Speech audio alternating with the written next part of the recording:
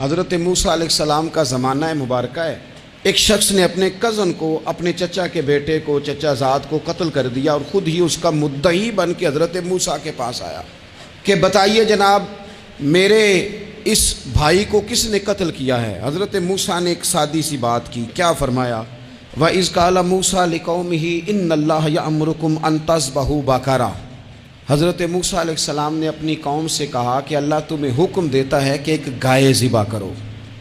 گائے کا کچھ حصہ مقتول کو مارو، وہ خود اٹھ کے بتا دے گا مجھے کس نے قتل کیا ہے.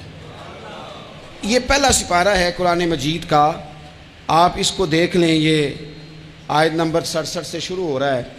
تو اب وہ چونکہ ذبح کرنا نہیں چاہ رہا تھا، اس کو پتا تھا کہ مجرم تو میں خود ہوں، وہ ذبح چونکہ کرنا نہیں چاہ رہا تھا تو اس سے کہا کہ مارو ایک حصہ گائے کا، اس کو تو یہ اٹھ کے بتا دے گا. تو اس نے جواب کیا دیا؟ قالوا اتتخذون ہزوا، یعنی لگا آپ میرے ساتھ مذاق کرتے ہیں، کبھی ایسا بھی ہوا ہے؟ قال اعوذ باللہ ان اکون من الجاہلین. حضرت موسیٰ علیہ السلام فرمانے لگے میں اللہ کی پناہ مانگتا ہوں میں جاہلوں میں سے ہو جاؤں. ہر وقت مذاق کرتے رہنا یہ تو جاہلوں کا طریقہ ہے. کن کا ہے؟ حضرت موسیٰ نے کہا ہے، قرآن پاک ہے. ہر وقت مذاق کرتے رہنا، خوش طبعی اور چیز ہے، مسکراتے رہنا، لیکن کسی کا مذاق ہر وقت اڑاتے رہنا کن کا طریقہ ہے؟ جاہلوں کا. جب کہا نہیں ذبح کرنی ہے تو اب ذرا دیکھیے کرنا نہیں نہ چاہ رہے. قالوا ادع لنا ربک یبین لنا ما ہی، کہنے لگے اے موسیٰ پھر آپ نہ رب سے دعا کریں کہ وہ ذرا کھول کے بتائے وہ گائیں کس طرح کی ہو. ارادہ نہیں نہ ذبح کرنے کا، آپ دعا کریں. قال انہ یقول انہا بقرۃ لا فارض ولا بکر. فرمایا کہ رب کہتا ہے وہ گائے نہ بوڑھی ہو نہ زیادہ بچیا ہو، عوان بین ذالک، ان کے درمیان ہو، یعنی جوان گائے ہو. فافعلوا ما تؤمرون، کرو جس کا تمہیں حکم دیا جا رہا ہے. قالوا ادع لنا ربک یبین لنا ما لونھا. لو اگلی بات سن لو. کہنے لگے آپ دعا کریں رب سے کہ وہ کھول کے بتائے اس کا رنگ کس طرح کا ہو، رنگ بتائیں کس طرح کا ہو. قال انہ یقول انہا بقرۃ صفراء. فرمایا رب فرماتا ہے کہ صفراء رنگ کی ہو، یعنی گہرے زرد رنگ کی ہو. پھر رب فرماتا ہے اس طرح کی گائے ذبح کرو. فاقع لونھا تسر الناظرین، اور جب کوئی اسے دیکھے تو اسے اچھا بھی لگے، آنکھوں کو اچھی لگے وہ گائے، اس طرح کی گائیں ذبح کرو. لو اتنی باتیں بتا دی. قالوا ادع لنا ربک یبین لنا ما ہی، کہنے لگے نہیں آپ پھر دعا کریں اللہ ذرا کھول کے بتائے گائیں کس طرح کی ہو.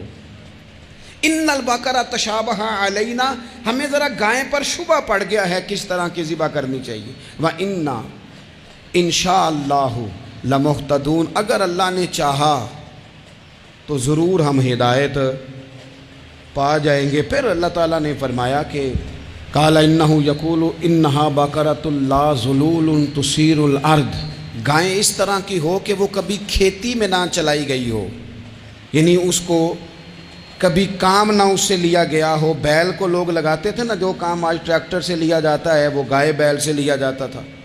تو وہ کھیتی باڑی کے کام نہ اس کو لگایا گیا ہو. ولا تسقی الحرث، اور نہ اس سے پانی نکالا گیا ہو، نہ کھیت چلانے ہل چلانے میں لگائی گئی ہو. اور وہ جو کنواں ہوتا تھا جس کے گرد گائیں گھومتی تھی، تو کہا وہ بھی کام اس نے نہ کیا ہو گائے نے. مسلمۃ لا شیۃ فیہا، وہ ہر عیب سے پاک ہونی چاہیے. قالوا الآن جئت بالحق، اب کہنے لگے اب آپ صحیح بات لے کے آئیں، اب سوال ختم ہو گئے نا.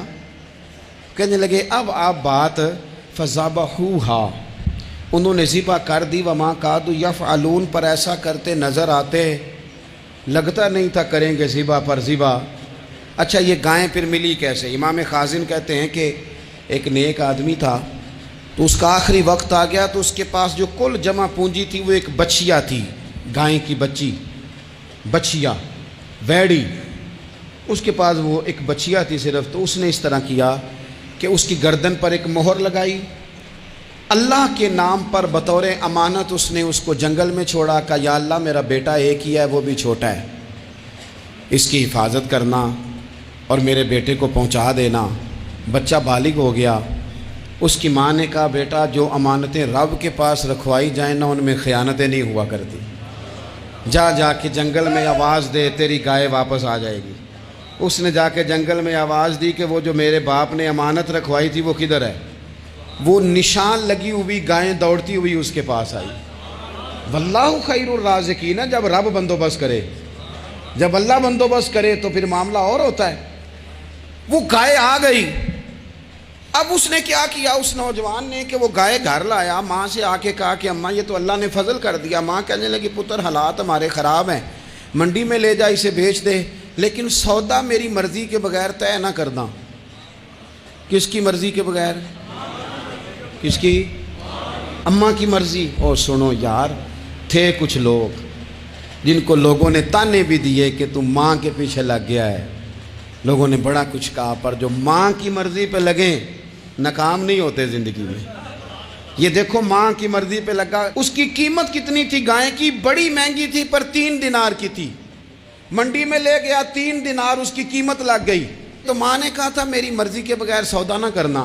اب بچے تو نہیں نا مانتے، اماں کو کیا پتا باہر بزنس کیا ہے، لین دین کیا ہے، پر ماں نے کہا تھا میری مرضی۔ بندہ دے رہا ہے اسے 3 دینار، اس نے کہا جی میں نے طے تب کرنا ہے، ڈن تب کرنا ہے، پہلے اماں سے پوچھنا ہے۔ گھر جا کے اماں سے پوچھا، اماں کہنے لگی دے دے۔ واپس آیا تو اس نے کہا کہ میں 6 دینار دیتا ہوں پر میری شرط ہے، ماں سے نہیں پوچھنا۔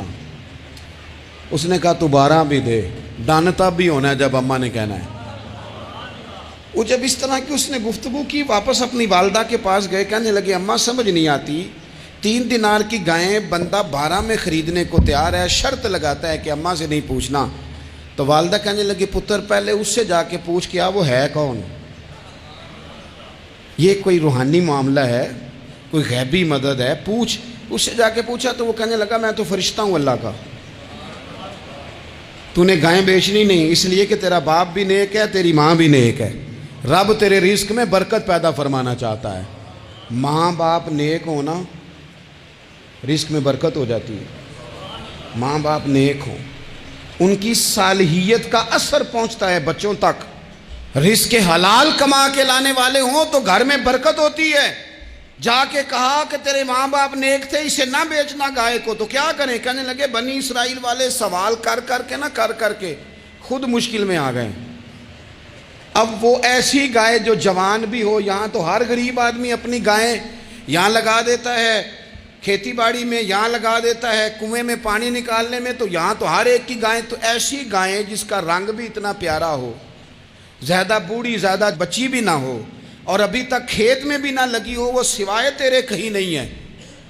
اس نے کہا چل پھر مہربانی کر بتا میں کتنے کو دوں گائیں، اگر وہ آ جائیں تو کتنے کو بیچنی ہے؟ اسے کہنا کوئی نہیں، ریٹ تو زیادہ کرنا ہی نہیں، ان سے کہنا گائے کے اندر سے گوشت نکال دیں اور جتنا گوشت ہے اتنے پیسے بھر دیں، اس کی کھلڑی بھر دیں۔ اب وہ بنی اسرائیل والے ڈھونڈتے پہنچ گئے، کہا جناب گائیں 3 دینار کیا 6 لے لو۔ اس نے کہا نہ بھائی، ذبح کروں گا، گوشت نکالوں گا، جتنا وزن گوشت کا اتنے پیسے بھرو گے، کھال میں تو پھر گائے تمہیں ملے گی۔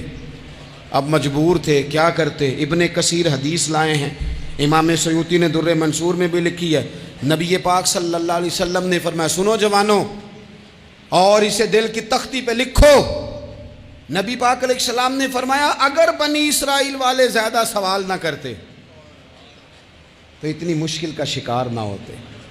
انہوں نے سوال اتنے کیے کہ چارہ نہیں ہے اب ان کے لیے، چارہ نہیں ہے اب ان کے لیے کہ یہ ادھر ادھر جا سکے، مجبوری بن گئی، یہی گائے خریدنی ہے، یہی لے جانی ہے۔ اب اتنا سارا مال جمع کر کے وہ گائے خریدی، ذبح کی، تو مقتول کو جب اس کا ایک حصہ مارا تو اس نے اٹھ کے کہہ دیا یہ جو مدعی بنا ہوا ہے نا، یہی تو میرا قاتل ہے، یہی تو میرا قاتل ہے، یہی تو ہے، اس نے یہ سارا کام کیا۔